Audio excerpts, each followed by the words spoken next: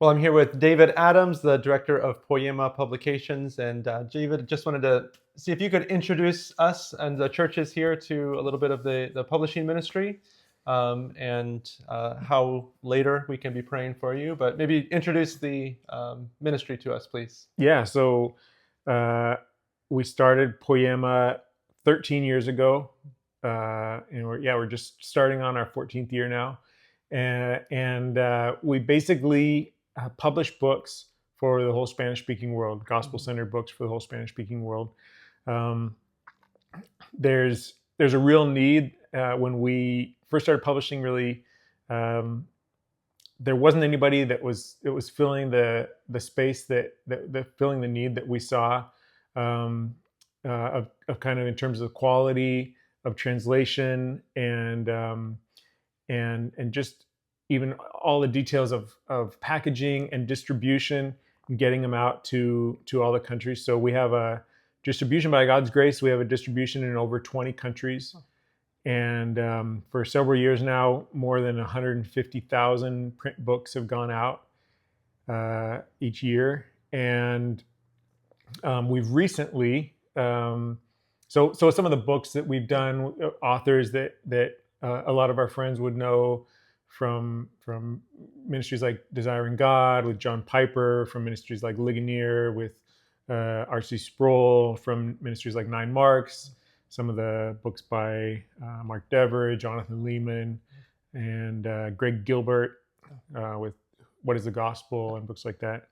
So one of the things that's interesting in the last within the last 6 months, we've been in the process of receiving and kind of onboarding the publishing ministry called Faro de Gracia, which was based out of North Carolina. The founder, Wayne Anderson, passed away last May, and his board, after kind of praying and spending a lot of time kind of asking a lot of questions to a lot of different leaders, they came to the conclusion that Poiema would be the best way forward for the resources and the ministry that Wayne had built up, Faro de Gracia. So he had also published. Poiema has published around 230 books now, and Wayne had published over 200 books, and so we're in the process of kind of onboarding these and receiving that publishing ministry and figuring out how we republish and reprint a lot of the work that he was doing.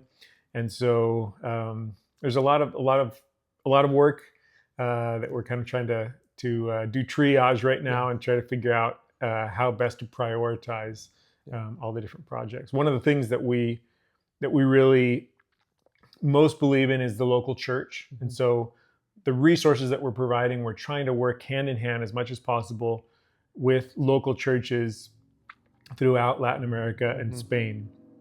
And we do that in partnership with some of these different ministries like Nine Marks, where here in a few days I'll be walking through 10 days of a international intensive with 9 Spanish-speaking pastors, and we're going to be looking through resources. We're going to be reading through resources together, talking about what it looks like, what healthy churches look like, and then just trying to work with them in the future of trying to get them resources for their small groups, for their outreach and evangelism, for their training up of elders and deacons in their local churches. Great. And those would be pastors from whereabouts? Just many different countries, all over? Or? So the one that's coming up, this is in partnership with Nine Marks there in Washington, D.C. The one that's coming up, we have a couple, I think 3 pastors coming from Colombia. We have I think 4 coming from Spain, another couple coming from Central America, from Mexico.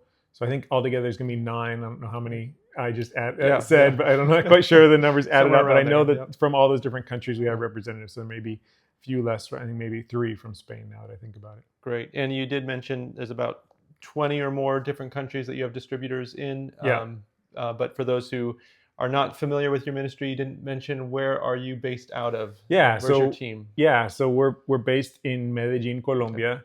That's where we started. We started as a Colombian not-for-profit organization, and as we grew and some of our friends in the U.S. Wanted to be part of what we were doing and wanted to try to get books to a broader group of pastors and give to what we were doing. We saw the need to become a U.S. not-for-profit organization, so that people could give and get tax receipts and things like that. So even though we have the U.S. based organization, our operations are largely based there in Medellin. That's where Daniela and I live, and that's where most of our team is. We do have translators in different countries and editors in different countries, and often we'll try to, because there's so many different countries that speak Spanish, we'll try to have different people, like maybe a translator be from one country, the editor be in another country, and maybe a proofreader be in another country, so that we're trying to get as much of an international Spanish as possible, so that we're not having maybe some miscommunication based on a word that's used. Colloquialisms in one area. Yeah. Okay, Yeah. great.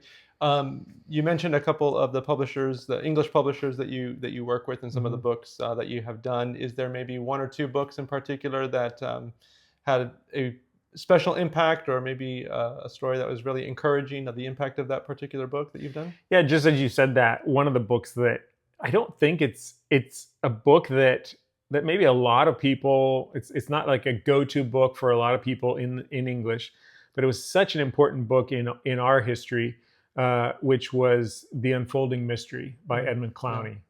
And just seeing Christ in the Old Testament was kind of a key book for us, and it was an introduction to much of the Spanish-speaking world to seeing Christ in the Old Testament, and seeing how all of the scriptures are speaking of Christ, and kind of that was it Luke 24? Where he's talking about where all of Moses and the prophets and how they were speaking of him, and that was such a key book for Poiema, and we paired that when I would go around and speak in bookstores or at conferences and talk to people about books. We paired that with a video, which kind of summed up. It was actually a quote from Tim Keller, where he's talking about Jesus is the true and better Adam, and the true and better, and he kind of walks through the Old Testament and showing that we paired with that book, because Keller says that really Ed Clowney was the one that showed him all those things. So that was something neat thing. I still have lots of people telling me how impactful that book has been in their lives. The first book that we ever published, just I think it's 13 years ago this weekend, was Shepherding a Child's Heart, by Ted Tripp, and continues to be such a key book for us. I was just talking last night about a pastor that told me he was in seminary and read that book, and he told me that he doesn't think that he understood the gospel before he read that book. So we get that a lot. So with lots of our books our books are gospel centered, and so many of our books have helped people that have been in what they would consider evangelical churches. As you know, Latin America has seen a growth away from, or a transition away from Roman Catholicism, which is still predominantly the most prevalent, but large percentages moving away from Roman Catholicism to what they would consider evangelicalism, but an evangelicalism that's not clear on the gospel, an evangelicalism that in some cases is a moralistic religion of being a good person. Most often probably a prosperity gospel. And so it's really exciting to hear testimonies whenever we travel around to conferences and people come, and to hear them bringing a friend along and say, oh, you got to get this book. This book is going to tell you about this. It'll explain to you this. And then they'll see another one. They'll say, oh, and this book over here, that one made a huge difference in the way that I'm understanding my relationship with my wife or with my kids. and another book about how the gospel transforms their understanding of their work and their callings. And so, to a lot of people, even though they had been in churches, we just get testimony. I'm thinking of a man right now who said, "I taught Sunday school in my church. I was in that church for 20 years, and I never understood the gospel. And I think I've only become a Christian within the last few months as I've come to understand the gospel, and a lot through reading our books." Yeah. So. Well, so encouraging to hear those stories of the impact that the Lord is making through your ministry. And I know that the Lord is using it in so many other ways that even you don't know, and others don't know. Yeah. That the Lord is at work. Maybe just very briefly to end here, for the churches that are wanting to know more and how they can be praying for you, if there are one or two things that we can be praying for you about. And just for the context here for those watching, it is March of 2024 right now, but what are some ways that we can be praying for Poiema? Yeah, I think that God would continue to open doors for our work, and we do have a lot of opportunities out ahead of us, but we need wisdom in terms of what we prioritize, and we do have a real need for more workers. And more workers means we do pay our team, and we only bring people into the team if they're passionate about what we do and about our projects, but they also have families and kids and mouths to feed. And so as we think about this opportunity that we have ahead of us of all of these other books that we brought on with receiving this other publisher, and how these books need to be gone through and edited and kind of repackaged in a lot of cases. Just that God would give us wisdom in that He would keep our team safe. We're in different parts of Latin America, primarily in Medellin, in Colombia, which is still a context with a lot of violence and a lot of challenges for our team there. Pray that God would use our books to build up local churches throughout the Spanish-speaking world, and to encourage pastors and leaders in their local churches. Amen. Well, thank you so much for your time, David. And we and the churches will be in prayer for you and for the ministry. Poiema. Thanks.